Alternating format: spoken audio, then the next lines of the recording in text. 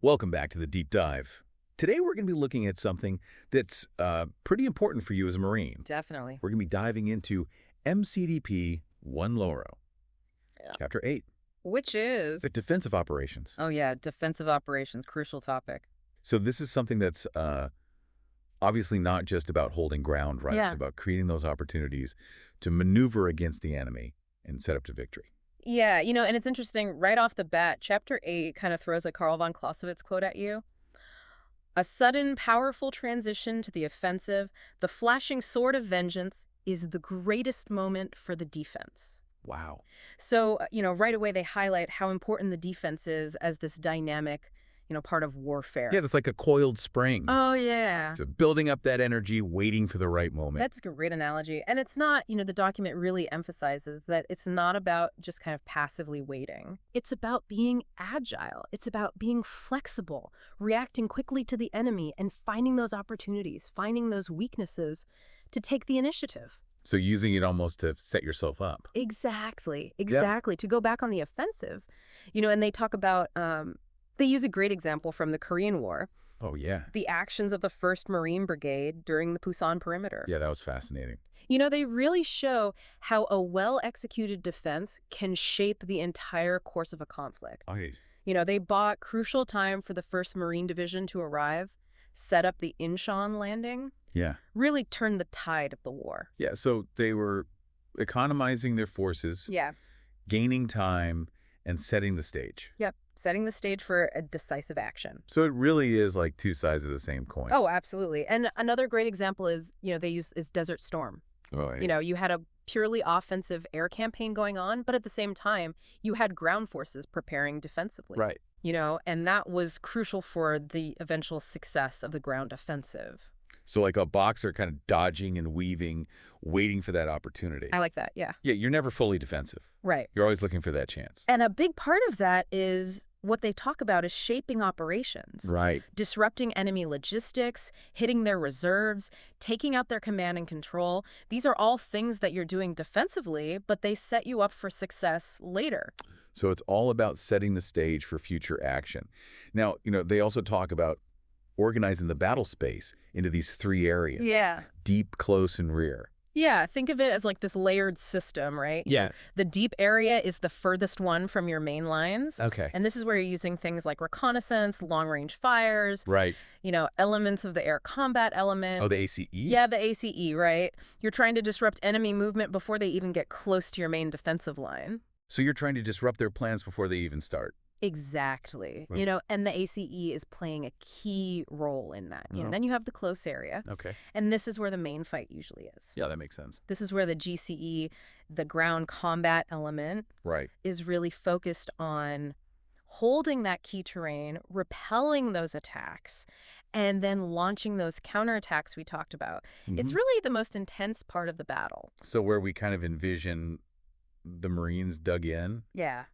Pushing back those assaults. Exactly. Yeah. But it's not just about holding a line, right? Right. It's about maneuver, taking advantage of opportunities, coordinating with actions in the deep area. Right. It's all very connected. And then, of course, the rear area. Yeah, the rear. This is all about support, the logistics combat element, the LCE, Right. making sure supplies, reinforcements, medical support, all that stuff is getting where it needs to be. Yeah. You'll have your higher headquarters coordinating things. It may not be as exciting as the front lines, Sure. but it's absolutely vital to making sure everything runs smoothly. So each of them has a really specific function, Yeah, and they're all working together absolutely. to create that flexibility. Yeah. Now, MCDP 1.0, it goes on and talks about the different types of defensive operations. Yeah, Mobile, area, and retrograde. right.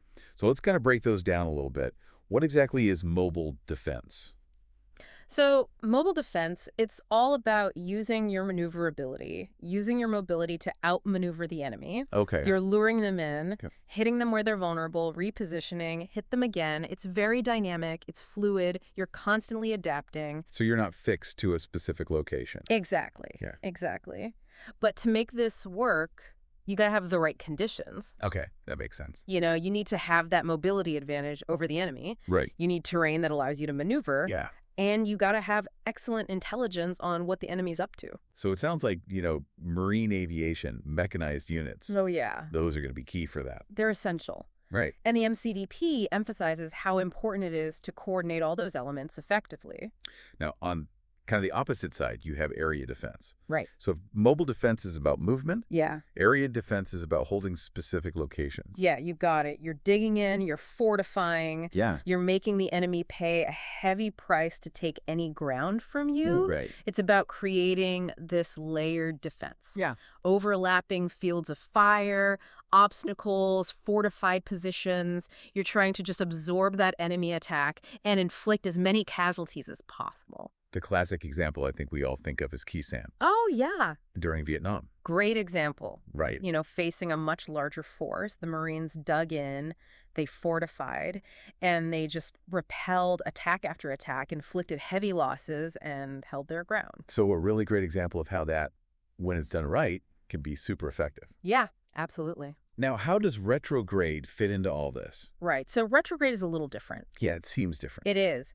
But it's just as important. It's a planned movement away from the enemy. Now, this isn't a rout. It's not a retreat. Right. It's a very controlled maneuver designed to gain a tactical or operational advantage. So you might do it to disengage from a superior force. Right. Or shorten your lines of communication. Yeah. Or even draw the enemy in somewhere. Exactly, And they break it down into two main types: delays and withdrawals. Okay. So a delay is all about buying time, Right. slowing the enemy down, inflicting casualties, but ultimately you are falling back to a new position. So kind of a fighting retreat. I could say that. And then withdrawal is a little more complete disengagement. Yeah, but even in a withdrawal, you're doing it in a controlled and organized way. Right. You're protecting your forces. Yeah. You're maintaining unit cohesion. Right. And you're always looking for that opportunity to go back on the offensive if you can. So it's really interesting seeing how each of them has its own kind of strengths and weaknesses. Yeah. Right. Absolutely. And a good commander would know when to employ which one. Right. And they go even deeper. Okay. They actually outline 6 specific methods that Marines use to build their defenses. These are kind of like the building blocks of a defensive operation. Oh, that's a perfect lead into our next segment then. All right. When we come back, we'll dig into those 6 methods. Sounds good. Explore the nuances of each and how they create that really formidable defense. Can't wait. So stay with us. All right, so let's get into these 6 defensive methods that MCDP 10 outlines. Okay. Think of them like tools in a toolbox. Right. Each one has a specific purpose. Right. And the commander's going to choose the right combination based on, the mission, the terrain, what enemy they're facing. So let's start with, I guess, the most basic building block. Yeah. The battle position. What exactly does that entail? So a battle position is, it's a defensive position, Right. usually oriented on a likely enemy avenue of approach. What? Could be something you set up quickly or something more fortified if you have the time. So it could be as simple as, a couple fighting positions and some obstacles, or, much more elaborate depending on the circumstances. Exactly. And it's designed to allow a unit to, dig in and fight, Okay. using trenches, obstacles, interlocking fields of fire to repel an attack. Got it. Now, how does a strong point differ from a battle position? So think of a strong point as like a heavily fortified anchor Okay. within a larger defensive line. Okay. It's built to withstand prolonged attacks, even if it's surrounded. That was like a mini fortress, Yeah, a good way to think about it. able to hold out. Yeah. Even if other parts of the line. And they're crucial for disrupting the enemy's attack and providing, a stable point to launch counterattacks from. Okay, that makes sense. Next on the list, we have the perimeter defense. When would you use that type of setup? So perimeter defense is all about 360-degree security. Okay. You're creating a defensive ring around a specific location, Right. like a bridge, an airfield, a combat outpost. Yeah.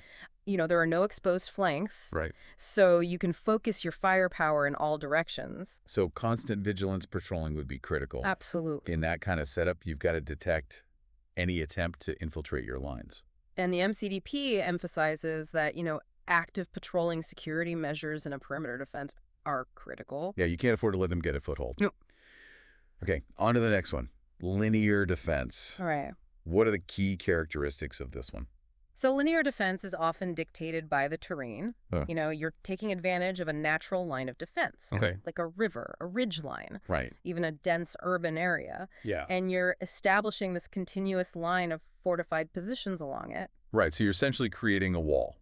that they have to punch through. You're forcing them to attack across open ground or funnel them into choke points where your firepower can be concentrated. Right. And it requires strong mutual support between the units on the line and a well-coordinated fire plan. Makes sense. Now, reverse slope defense sounds a little more specialized. How does that work? So this is where you get into some clever use of terrain. Okay. So in a reverse slope defense, you're positioning your main line of defense on the backside of a hill or a ridge. Right. And you're using the crest of that hill to mask your forces from enemy observation and direct fire. So you're essentially hiding from their view. Yeah. And if they try to come over that crest, They're exposed. they're exposed to your weapons. Exactly. And you're ready for them. You've got pre-sighted weapons counterattacks ready to go. So it's like setting a trap. Yeah, it can be a very effective way to blunt an enemy assault. Right. But it does require careful planning, coordination. To make sure everything's timed right. Right. Now, the final one listed is the sector defense. Right. What does that look like practically? So sector defense is more about command and control than a specific physical layout. Okay. So you're dividing a larger defensive area into smaller sectors. Right. And assigning responsibility for each sector to a subordinate commander. So instead of one central command, Trying to manage everything. you're giving them more autonomy. Exactly. And this allows for more flexibility, Right. quicker reactions. Yeah. You know, those subordinate commanders can tailor their defenses to their specific sector without waiting for orders from higher headquarters. So it's about decentralizing control. Yeah. Empowering those leaders on the ground Exactly. to react to what they're seeing. And it plays into that core idea of agility and adaptability Right. that MCDP 1.0 stresses. So we've covered a lot here. We have. Defense retrograde. Yeah. These 6 different methods for setting up your defense. It's a lot. It seems like they're really giving Marines a very comprehensive framework. Absolutely. And remember, these methods aren't mutually exclusive. Right. A skilled commander might use a combination of them. Right. Adapt their approach based on what they're facing. It's like a chef using different ingredients and different techniques. I like that. Right. To create a great meal. Yeah. You don't just use one ingredient. Right. You got to use them all together. It's what makes this so interesting. Yeah. There's a real art to designing a successful defense. It's about understanding those principles. Yeah. Adapting to the situation. Yep. And using them to outmaneuver your opponent. Exactly. And that's what makes MCDP 1 such a valuable resource. Right. It's not just about giving you instructions. Right. It's about teaching you how to think critically and creatively. Yeah, this has been a fantastic look at the tactical side of things. That has. But before we wrap up, I think it's important to step back and look at the bigger picture. Okay. Why is mastering defensive operations so crucial Right. for Marines? What are the strategic implications? That's a great point. And in our next segment, we'll explore that strategic importance of defense, Okay. how it connects back to the Marine Corps overall mission, Awesome. and how these principles in MCDP 1.0 can help you as a Marine succeed on the battlefield. Sounds good. So stay tuned. So we really dug into the tactics, the methods of defensive operations in MCDP 1.0 Chapter 8. Right. But as you said, zoom out a little bit. Yeah, let's look at that strategic impact. Why is this also important Yeah. for the Marine Corps and ultimately for you as a Marine? Exactly. It's one thing to, understand the mechanics of how these things work. Right. But how does it all fit into, the grand scheme of what the Marine Corps is trying to do? Well, MCDP 1.0 emphasizes this idea that a successful defense, it's not just about holding ground. Right. It's about creating favorable conditions for future action. It's about, dictating the terms of the conflict and ultimately achieving victory. So even when you're on the defensive, you're still shaping the overall course of the fight. Exactly. You're setting the stage for a counteroffensive. Right. For seizing that initiative back. And accomplishing your mission objectives. And this ties directly into that expeditionary nature of the Marine Corps. Absolutely. Right. You could be deployed anywhere. Anywhere in the world. Facing a wide range of threats. All kinds of challenges. So being able to conduct those defensive operations is essential. It is. For maintaining your freedom of action. Yeah. For protecting your forces. Yeah. And ultimately completing the mission. Whatever that mission may be. It's about being adaptable, being resilient. Right. Being able to dig in when you need to. Yeah. But also knowing when to maneuver, Right. when to withdraw, when to strike back. It's about having that flexibility to respond to any situation. And that's why it's so important to not just understand the how, Right. but also the why Absolutely. behind these operations. It's about understanding those core principles, Yeah. being able to apply them to all kinds of different situations. And making those, Yeah. smart decisions Right. based on what you're facing. Thinking critically, Right. anticipating the enemy's actions. Using all that knowledge to your advantage. To outmaneuver them, to outsmart them. This has been a really incredible journey It has. through MCDP 10, Chapter 8. We've covered a lot of ground. We have. From the basic definitions all the way up to the strategic implications. Yeah, we've really unpacked this idea I think so. of how to conduct a really, solid defense. And for you as a Marine, this is more than just theory. Right. This is information that can be applied directly to your training, to your preparation, and ultimately to your performance on the battlefield. So as you continue your training, as you prepare for those future deployments, Yeah. think about how these principles apply to your specific role. Right. What are the unique challenges you might face? Yeah, what are you going to run into? How can you use this knowledge of MCDP 10 to overcome those To challenges? contribute to your unit, To succeed. to the Marine Corps as a whole. Remember, this understanding of defensive operations could be the difference between success and failure on the battlefield. It really could. It could mean protecting your fellow Marines, Right. accomplishing your mission, and ultimately coming home safe. That's what it's all about. This has been a really insightful deep dive, It has. and I hope it's given you a deeper understanding of this critical role Yeah. that defensive operations play. In the Marine Corps doctrine. Keep studying in MCDP 10. Yeah, keep those discussions going. Engage with your fellow Marines, Absolutely. and keep pushing yourselves to master these concepts. Simplify. Semper Fi.